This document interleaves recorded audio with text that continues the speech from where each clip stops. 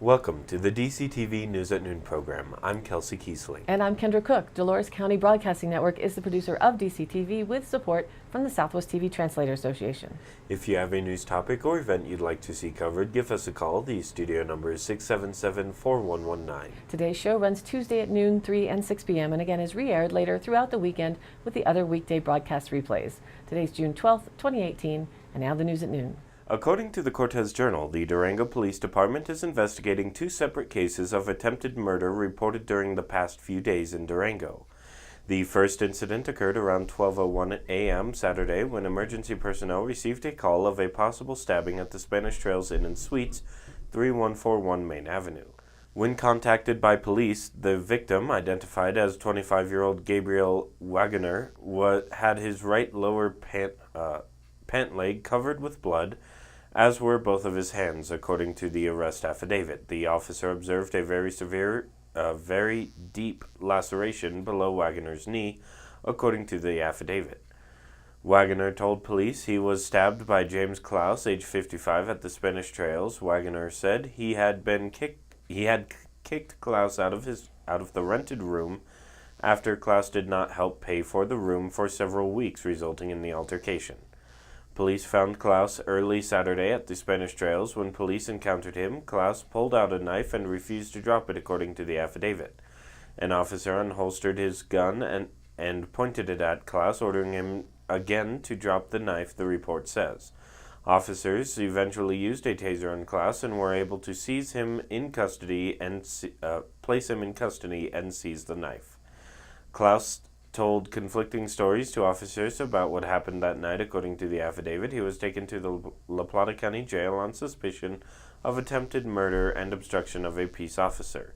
The second incident happened around 2:30 a.m. Monday when officers responded to a reported shooting at the Budget Inn, 3077 Main Avenue, said Commander Ray Shoup with the Durango Police Department.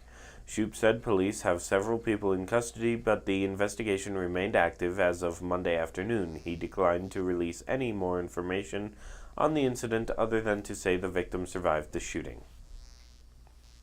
From the Durango Herald, a high-speed chase ended Monday south of Durango with one suspect in custody. Around 3 p.m., a La Plata County Sheriff's Office deputy spotted an individual who the deputy recognized as having an outstanding warrant for a variety of driving and traffic-related violations. When the deputy tried to contact the individual near the Walmart parking lot, 1155 South Camino del Rio, the suspect took off in a car. Sergeant Richard Page identified the man as Sterling Sam. Page was unaware of how old Sam is, but estimates he's in his late 20s. Sam allegedly took off from police and drove south on La Posta Road, County Road 213. Page said the driver used excessive speed on the two-lane, sometimes narrow and winding country road. The deputies in pursuit were forced to slow down as the chase passed a bicyclist on the county road. The deputy had to back off to allow everyone's speed to drop and not pressure the driver, Page said. Sam turned onto an oil and gas access road near the 9,000 block of La Posta Road and abandoned his vehicle at a gas well site, leaving it running. Sam then fled on foot. Page said deputies were able to follow Sam's footprints in the dry, sandy soil. He was located hiding in vegetation and was taken into custody without incident. He came peacefully and quietly, Page said. He wasn't aggressive and didn't fight. In all, the chase lasted about 20 minutes and traveled about 5 miles. Page said it was determined Sam is Native American, and it's likely the chase led to Southern Ute Indian tribal land, so the case was transferred to the Southern Ute Indian Police. Page said authorities are working to transfer Sam to La Plata County. He then will receive various charges, such as eluding police and failure to comply with his warrant. La Plata County Sheriff's Office spokesperson Chris Burke said Sam is suspected of driving while impaired. Reported by the Cortez Journal with a photo by Jerry McBride with the Herald. The ominous plume north of Durango churned for an 11th day Monday, putting up periodic puffs of black smoke as the blaze found pockets of thick vegetation. Some discovered by natural fire progression, others from burnouts, in which firefighters set their own fires to starve the 416 fire of fuel. Dozens of hand crews built fire lines around homes, removed vegetation, and constructed burnouts on the south side of County Road 202 near Hermosa.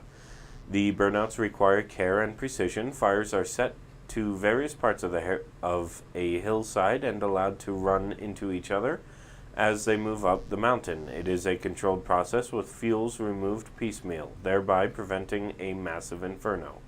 Meanwhile, dozens of firefighters stand guard around houses looking for any hot embers that may fall and start spot fires.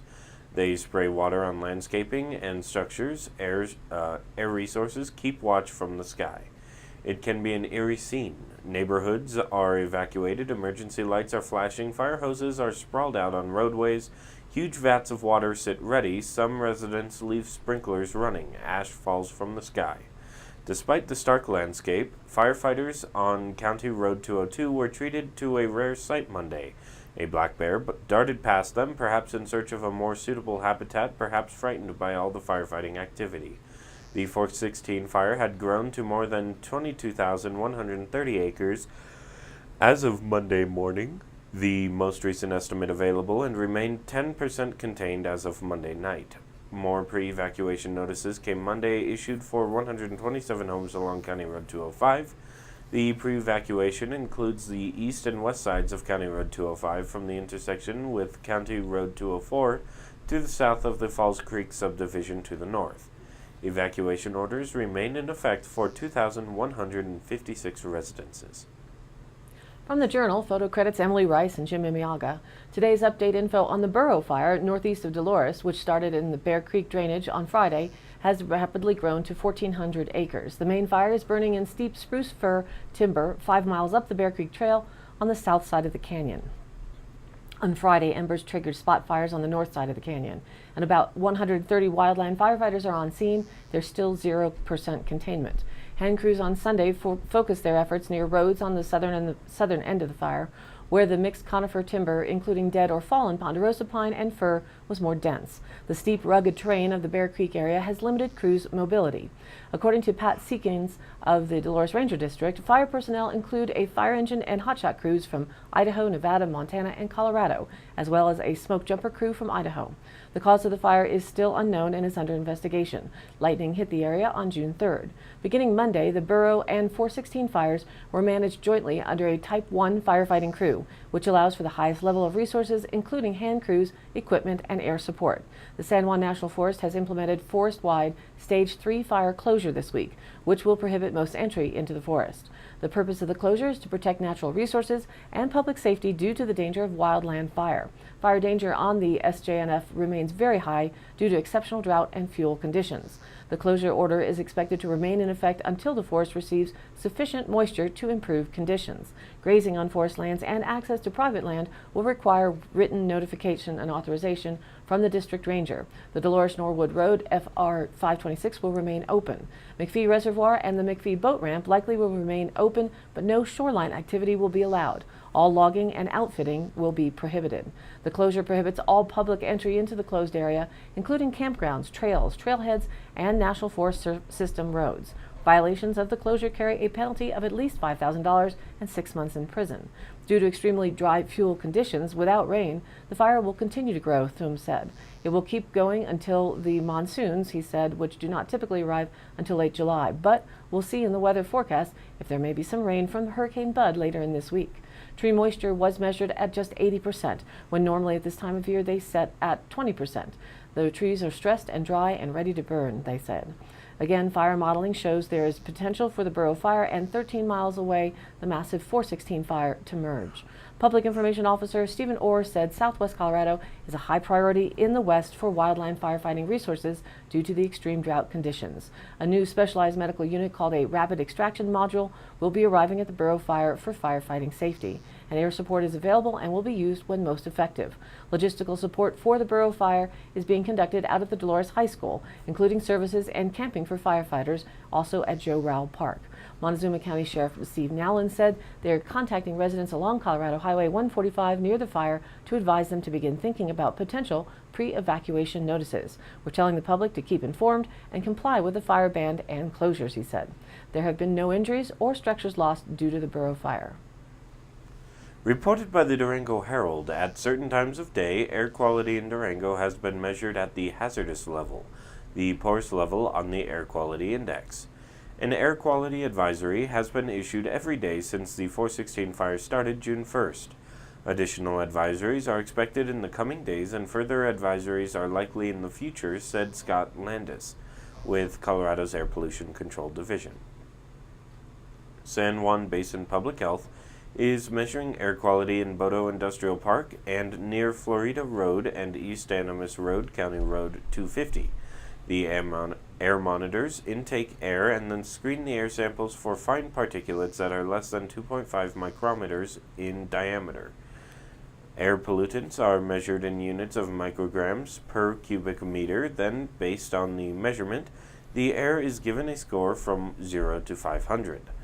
The data paints a grim picture of what residents are breathing. As of 11 a.m. Monday, the air in North Durango had a score of 177, a level considered unhealthy at Bodo Park. The air was given a score of 229, considered very unhealthy. The 6-hour averages at these sites measure over 300, which is considered hazardous. The data probably isn't a surprise based on the smoke that can be seen mornings and nights in the Animas Valley. Southwest Colorado is under an air quality advisory until 9 a.m. Tuesday. In addition to air samples, the State Health Department monitors the air by looking at webcams and satellite images. Air quality advisories are issued based on fine particulate matter, Landis said. Fine particles from wildfires, which are 30 times smaller than the width of a hair, are made up of multitudes of gases and other chemicals that are harmful to human health. Studies have linked long-term exposure to these particles to premature death for people with lung or heart disease, as well as increased lung or heart problems in healthy people, according to the Environmental Protection Agency. And now let's take a look at the weather. The national weather map shows the western U.S. mostly dry and hot, with thunderstorm activity persistent across most of the eastern half of the lower 48 for today. More flooding and severe weather is shown within those red and yellow hatched areas. An area of disturbed weather in the western Caribbean Sea may cause flooding problems along its path to the Gulf of Mexico, despite a small chance for it to organize into a weak tropical system by this weekend. Meanwhile, we continue to watch Hurricane Bud. As some said, Durango, this Bud's for you. As it makes its glancing blow up the western coast of Mexico, it should decrease in speed but time up to bring much needed moisture into the southwest. So regionally, a hazardous weather outlook is in effect again for eastern Utah and western Colorado. Another dense smoke advisory has been issued for areas south and east of the 416 fire through noon, when smoke should lift. Outside of that, another day of sunny skies and hot temperatures is expected. Longer term, all models are in agreement that an approaching trough from the northwest will cause the area of high pressure to start shifting eastward, just enough to start bringing some moisture to the area. This increase in moisture looks to begin Wednesday evening and continue into the weekend. The forecast is calling for amounts quickly reaching 3/4 of an inch over the Four Corners region before spreading northward. This first push is rather meager despite it sounding impressive. The impressive stuff comes on Saturday. This increase in moisture, according to the models, will lend itself for some minor convection to activate over the Divide and San Juan Mountains Wednesday evening. The southwesterly flow will allow high temperatures to warm up even more, reaching well above normal. So as the system pushes south from Canada and the Pacific Northwest, in conjunction with Hurricane Bud now in the eastern Pacific, as that weakens and moves north, its remnants will be entrained into the western side of the high pressure and should bring plenty of moisture to the area Saturday and Sunday. There is some uncertainty on whether this monsoon-like pattern will persist into Monday, so expect moisture to start slowly inching northward over the next few days, allowing some afternoon convection to activate over the higher terrain, and by the weekend a significant increase in precipitation is looking more and more likely across the entire forecast area. I know a lot of people are praying for rain. Make sure to be specific and pray for no lightning as well. Right now, again, Saturday and Sunday look to be the wettest days. And the local DCTV 5-day outlook says today sunny with a high near 87, southeast winds 5 to 10 miles an hour, becoming southwest in the afternoon. Tonight clear with a low around 58, west-southwest winds 5 to 10 miles an hour, becoming east-northeast after midnight. Wednesday sunny with a high near 88, east winds 5 to 15 miles an hour, becoming southwest in the afternoon. Wednesday night mostly cloudy with a low around 59, south-southeast winds 10 to 15 miles an hour. And then Thursday, a 20% chance of showers before noon, mostly sunny with a high near 84. South-southeast winds 10 to 15 miles an hour, becoming southwest in the afternoon. Thursday night, a 20% chance of showers persists and thunderstorms before midnight. Mostly cloudy with a low around 59. Then Friday, partly sunny with a high near 79. Friday night, a chance of showers and thunderstorms, mostly cloudy with a low around 55. And Saturday, cooler still with a chance of showers and thunderstorms also possible afternoon. Mostly cloudy with a high near 72 degrees. Saturday night, a slight chance of showers and thunderstorms, mostly cloudy with a low around 51. And Sunday, a chance of showers, partly sunny with a high near 75. Sunday night, partly cloudy with a low around 50. And now, back to the news. According to the Durango Herald, countless breast cancer patients in the future will be spared millions of dollars of chemotherapy, thanks in part to something that millions of Americans did that cost them just pennies, bought a postage stamp. Proceeds from the U.S. Postal Service's breast cancer stamp put researchers over the top when they were trying to get enough money to do the landmark study published on Sunday that showed genetic testing can reveal which women with early-stage breast cancer need chemo and which do not. The National Cancer Institute sponsored the study along with several foundations. A key part, the initial $4.5 million of the Cancer Institute's $36 million contribution, came from the stamp. The stamp was the nation's first semi-postal. A U.S. Postal Service stamp sold at a surcharge to raise money for a cause when Congress passed a measure enabling it, and then President Bill Clinton signed it into law in 1997. It was first issued in 1998 and has been reissued multiple times since and has raised more than $86 million for breast cancer research. The study published on Sunday, on which early-stage breast cancer patients can forego chemo, is by far the most impactful so far. From the Durango Herald, authorities continue to search for an Albuquerque jail inmate who was mistakenly released early. Metropolitan Detention Center officials say 27-year-old Duan Perez Cordova was released Sunday and was last seen in downtown Albuquerque, where he was dropped off. Jail officials say they're investigating how the mistake happened, but it appears Perez Cordova was aided by his cellmate, who may have switched identification wristbands with him. Perez Cordova had been held at the jail since December on charges of attempting to commit a felony, shooting at or from a car, aggravated battery, car theft, drug trafficking, conspiracy, and racketeering. Perez Cordova was also being held on a federal warrant. The authorities say Perez Cordova is considered violent and shouldn't be approached by the public. Reported by the Cortez Journal with a photo from the Herald File. Fort Lewis College is raising private funds to purchase a river rafting company which would be used by faculty and students for academic and recreational trips. If the deal goes through, the college would own the company, including its river permits and equipment, said Mitch Davis, spokesman for the college. The company is not local to Durango, Davis said, adding that FLC would not be competing with other river companies in town because the purpose is for students and faculty trips rather than as a commercial outfitter. Expanding student access to river trips draws on FLC's unique location, and the college would like to use the program to attract more students. This comes at a time when the administration is scrambling to increase enrollment. The purchase would give FLC exclusive permits to launch on the Chama and San Juan rivers in New Mexico and the Salt River in Arizona. Logistics are not final yet, but multiple academic departments would be able to use the program. A crowdfunding campaign has begun with a goal of raising $25,000. In addition, $25,000 has been pledged by a private donor as a match to the crowdfunding goal. The total goal is $100,000, and additional funds will be solicited from private donors. The deal is still under negotiation, so the school does not have a final buying price, Jasdorf said.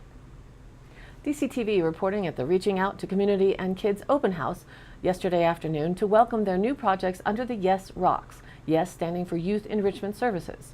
Carol Marie Howell and her dedicated board and volunteers announced the beginning sign-up period for the range of activities that starts up this month. The free summer lunch program for kids 0 to 18 years old will be offered June 13th and 14th, the 20th, 21st, and the 27th and 28th, those Wednesdays and Thursdays at 12 noon at the Rock Building. The beginning of the youth art class from ages 10 and up starts at 10 a.m. on the Wednesdays. So June 13th, 20th, and 27th, Cody Lyons will be the instructor. Her art is seen worldwide, and she's eager to share her skills and love of the arts with the community.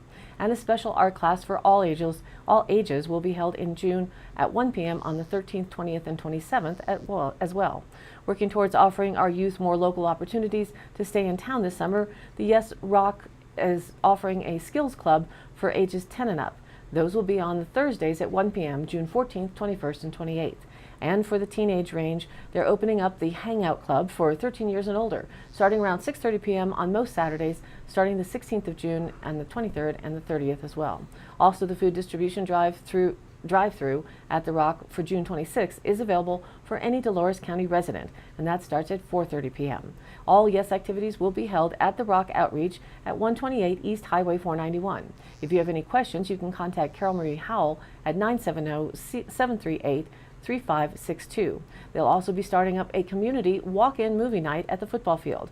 More details will be listed in the High Canyon Country Happenings as they become available, and all of these dates and info will be online at DCTV News at Noon Facebook page. And now for the Dolores County Sheriff's Roundup for the week of June 4th through the 10th. Took a report of an abandoned vehicle. It had not been moved for over 4 months. A suspicious car was reported in a different town outside of Dolores County. The call was transferred to the correct law enforcement agency for assistance. Open flames shooting fairly high were reported a couple of times. Upon investigation, officers found an ornamental fire, contained but dangerous if tipped over. The property owner agreed to extinguish the flames for safety's sake. There was a report of guns being shot towards a residence. An officer responded to find everything was okay, and it was a misunderstanding. That concludes today's roundup. Stay tuned for continued updates. And today's High Canyon Country Happening, Saturday, June 16th, starting at 8 a.m. is the first Dove Creek Yard Sales Day, where anyone wanting to host their own yard sale can advertise it on the Dove Creek Chamber Facebook page event or pick up a free map at the Free Library at 310 North Main across from the DC Press. The Senior Center at the Pioneer Center is hosting their fundraising yard sale too, with hot dogs and drinks for sale. You can donate items to them on Friday. Gwen Funk has coordinated this event along with the Dove Creek Chamber of Commerce. Any questions, you can call the Chamber at 970-560-2856. And in Cortez, the Sunflower Theater presents Max Gomez on Thursday, June 14th. The show starts at 7 p.m. Doors open at 6:15. Tickets are $15 online or $18 at the door. Gomez grew up in a rich musical environment in Taos, but represents more than the sum of his influence. He's got that ineffable and instantly recognizable X factor called talent. Melodies that flow naturally, trenchant lyrics that express wise beyond his years, observations on the ways of the heart, laconic phrasing in a cafe mocha timbre, and guitar skills that can stand alone. In short, he's got the whole package. Don't miss that. And don't forget all of the youth enrichment services, Yes Rock events through June. This week, June 13th and 14th, free summer lunch at 12 noon for kids 18 and younger. June 13th at 10 a.m., the youth art class for 10 years and older, and an art class for all ages June 13th at 1 p.m. Then June 16th, Saturday, is the first Hangout Club starting at 6:30 p.m. For more details, go online to dovecreekrocks.com. All of the happenings are posted on our DCTV News at Noon Facebook page, along with the YouTube replays, weather, and original stories and local posts. To share your event or information, contact us. It's dcbnnews@gmail.com or call the station 970-677-4119. Thanks for tuning in. News at Noon airs at noon Monday through Thursday and then is rebroadcast at 3 and 6 p.m. on each of those days. The weekday news shows are then replayed throughout the weekend as well. And be sure to check us out on Facebook. It's DCTV News at Noon. Please like us there and share it with a friend. For Kendra Cook with DCTV and the News at Noon program out of Dove Creek, USA, I'm Kelsey Kiesling. Thanks for watching.